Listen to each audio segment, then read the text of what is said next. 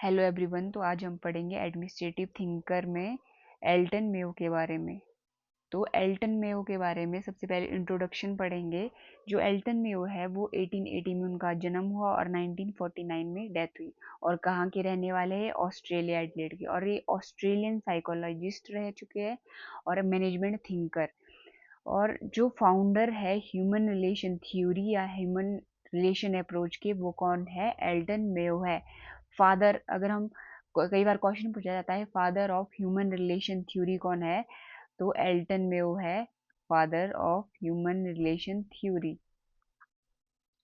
तो मेयो ने क्या किया? इम्फोसिस किया ह्यूमन बिहेवियर को, सोशल रिलेशन को, एम्प्लॉय सेटिस्फेक्शन इन ऑर्गेनाइजेशन में। उन्होंने कहा कि ये बहुत इम्पोर्टेंट है। बिकॉज और ये फेमस क्यों हुए? फेमस हॉर्थॉन एक्सपेरिमेंट किया उन्होंने, उसके बाद बहुत फेमस हुए। जो कब हुआ था? 1924 से लेके 1932 में। और जो ये एक्सपेरिमेंट था ये क्या शो कर रहा था? वर्कर्स की प्रोडक्टिविटी को, क्योंकि productivity increase when they feel valued and social connected. Productivity को इंक्रीज किस तरीके से करने की बात की है। और मैं आर्ग्यू किया कि उन्होंने organisation and social system, not just economic और मैकेनिकल स्ट्रक्चर।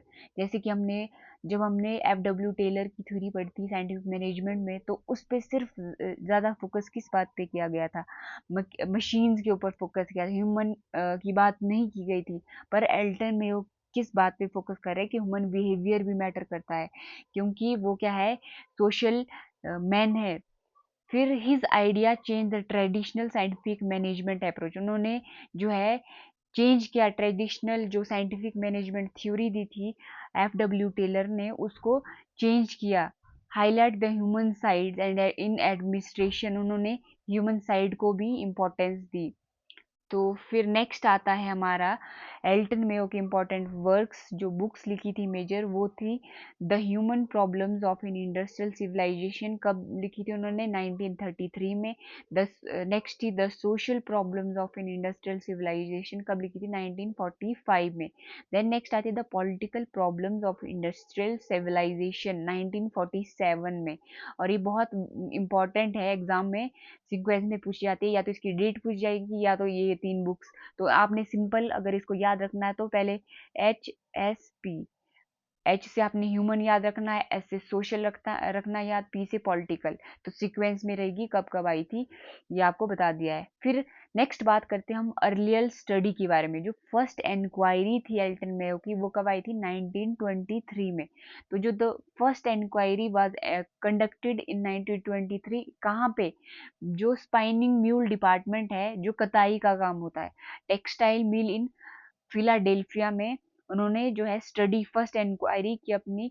और एक ही चीज पे फोकस करता था। फोकस ऑफ स्टडी क्या था उनका?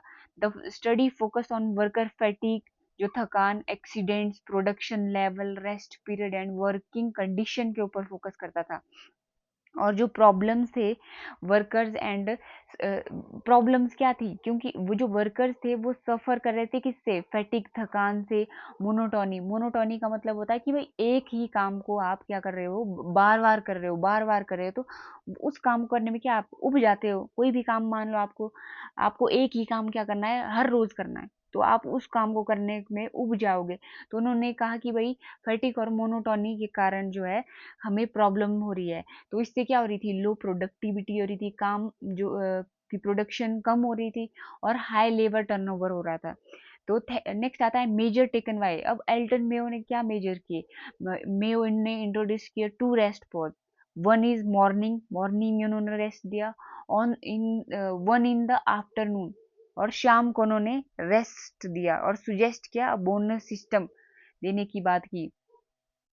और रिजल्ट क्या निकल के आएगा? The result were encouraging, production increase हुई और वर्कर का मोराल बढ़ा, इंप्रूव हुआ उनका। और कंक्लूजन क्या निकल के आएगा? भाई proper rest period and attention to workers need improve productivity. भाई प्रोडक्टिविटी इंप्रूव हुई, कैसे हुई? कि भाई कर्मचारियों को क्या कि दिया हमने? रेस्ट पीरियड दिया, विश्राम करने को दिया, और कर्मचारियों की जरूरतों पर ध्यान दिया, अटेंशन दी गई उनको, उनकी जो भी नीड्स थी।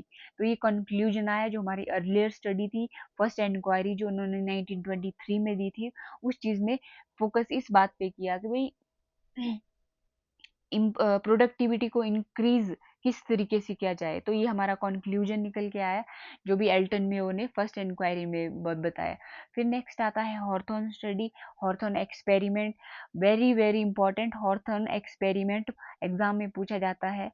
और ये कब से कब तक था? 1924 से 1932 में जो है हॉर्थॉर्न एक्सपेरिमेंट किया गया। किसके द्वारा? Elton Mayo. एल्टन मेयो को रखना आपने याद, हॉर्थॉर्न स्टडी से।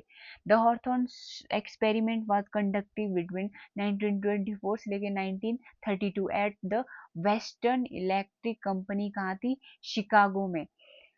फिर आता है, और उन्होंने क्या स्टडी की? Relationship between working condition and worker productivity के ऊपर क्या रिलेशन को स्टडी किया उन्होंने। और जो कंपनी थी वो उन्होंने क्या किया? असिस्टेंस हेल्प ली किसकी? National academy of science Harvard business school में। मेयो मेयो क्या करते थे? यहाँ पे प्रोफेसर थे वो, और उन्होंने स्टार्ट रिसर्च स्टार्ट कर दी। और हिज लीडरशिप, और बहुत सारे जो इनके साथ में जो इनके सहयोगी भी थे, जिन्होंने मिलकर जो है ऑर्थोन एक्सपेरिमेंट पे स्टडी की। और एक बुक है बहुत इंपॉर्टेंट है, मैनेजमेंट एंड द वर्कर, 1939 में आई है। ये इसके द्वारा लिखी गई, रॉथलिसबर्गर एंड डिक्सन के द्वारा। ये एल्टन मेयो के साथ इन्होंने हॉर्थोन एक्सपेरिमेंट में काम किया।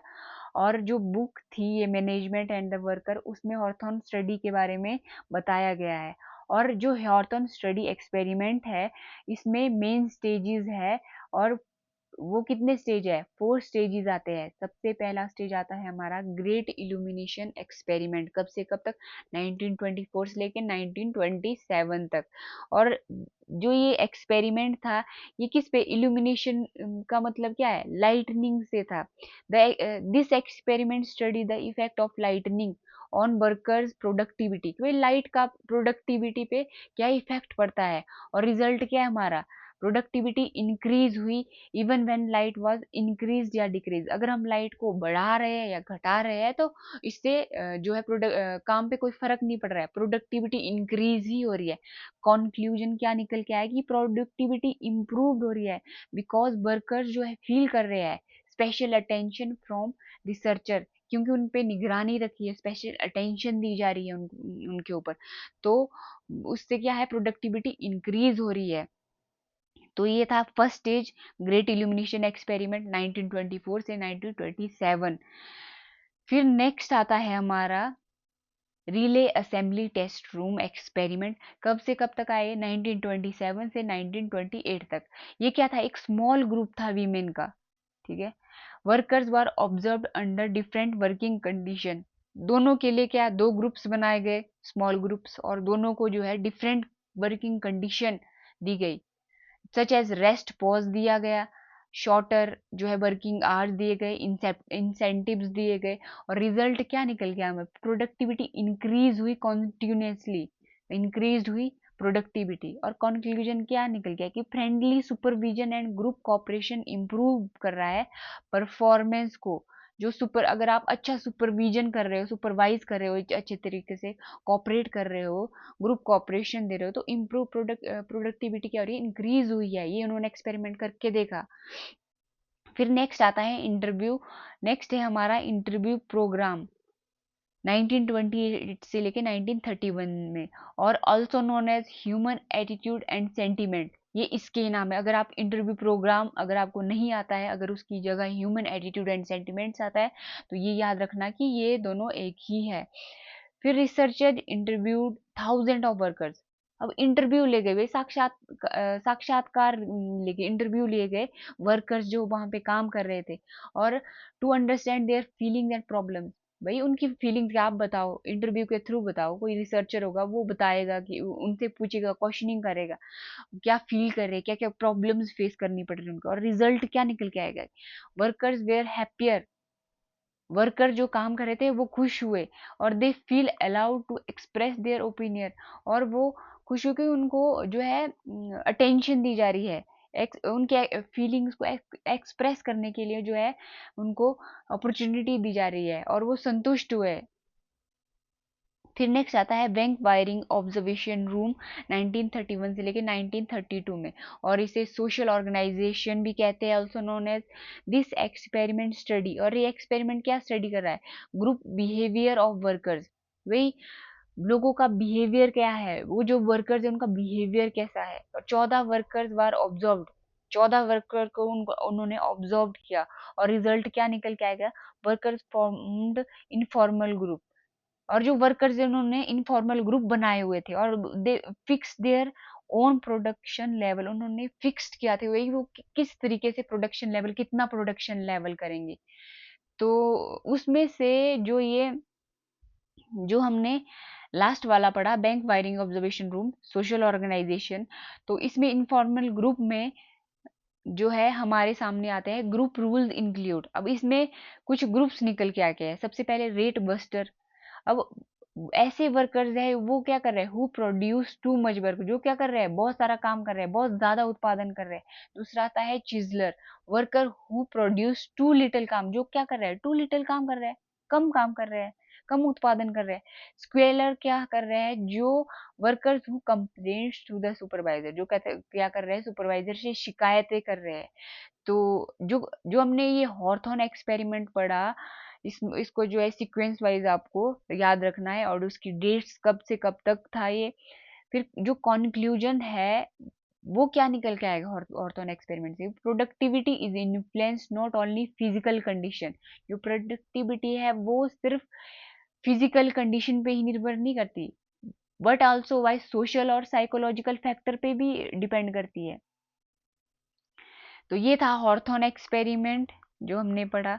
कब से कब तक था ये? 1923 से लेके 1932, 1924 से लेके, और इससे पहले जो है हमारा हॉर्थॉन एक्सपेरिमेंट से पहले हमारा था 1923 में फर्स्ट एनक्वायरी। तो ये पूछा जाता है कि फर्स्ट एनक्वायरी कब आई है? 1923 में। हॉर्थॉन एक्सपेरिमेंट कब आई? 1924 में। फर्स्ट एनक्वायरी पहले ये है, फिर उसके बाद हॉर्थॉन एक्सपेरिमेंट है 1924 से लेके 1932 तक। और ये सीक्वेंस में याद रखना आपने, ग्रेट इल्यूमिनेशन, उसके बाद नेक्स्ट है हमारा ग्रेट एलिमिनेशन, फिर रियल असेंबली टेस्ट हो गया, इंटरव्यू और प्रोग्राम्स हो गए, बैंक वायरिंग हो गया। फिर ये जो ऑर्थोन एक्सपेरिमेंट वेरी वेरी इंपॉर्टेंट था। नेक्स्ट आता है एब्सेंटिज्म इन इंडस्ट्रीज, कब आया? 1943 में। एब्सेंटिज्म नाम से ही आपको पता लग रहा है कि वर्कर्स क्या करते हैं, बार बार काम से अनुपस्थित रह रहे हैं, ठीक है, किसी भी ऑर्गेनाइजेशन। तो एल्टन मेयो ने क्या किया? 1943 में एक्सपेरिमेंट स्टडी की। He found that absenteeism was often caused by poor working condition की वजह से, lack of motivation, fatigue, dissatisfaction among workers, social and psychological factor also influenced worker attendance।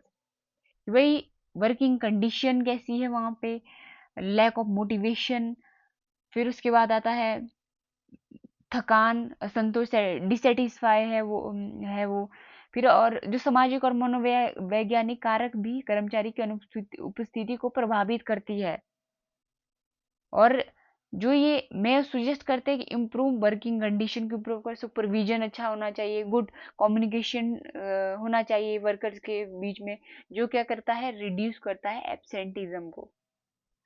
कुल मिलाकर जो एल्टन मेयो ने एब्सेंटिज्म के ऊपर काम किया कि हमें जो है जो भी वर्कर्स है उनके लिए जो है एक अच्छा वर्किंग कंडीशन रखना है, जो मोटिवेट करना है वर्कर्स को, और सेटिस्फाई करना उनको, क्योंकि उन्होंने देखा कि भाई सोशल और साइकोलॉजी जो वर्कर्स है वो सोशल मैन है, सिर्फ एज अ मशीन की तरह उनको काम में नहीं लाना है।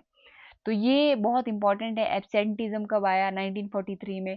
जो हमने हॉर्थॉन एक्सपेरिमेंट पढ़ा वो कब से कब तक था? 1924 से लेकर 1932 तक। और उससे पहले फर्स्ट इंक्वायरी कब आई थी? 1923। तो ये अपने सीक्वेंस में याद रखना है। तो ये था एल्टन मेयो के बारे में। तो नेक्स्ट थिंकर जो है हम नेक्स्ट क्लास में कवर करेंगे। और ये था हमारा आज का topic. Thank you, have a good day.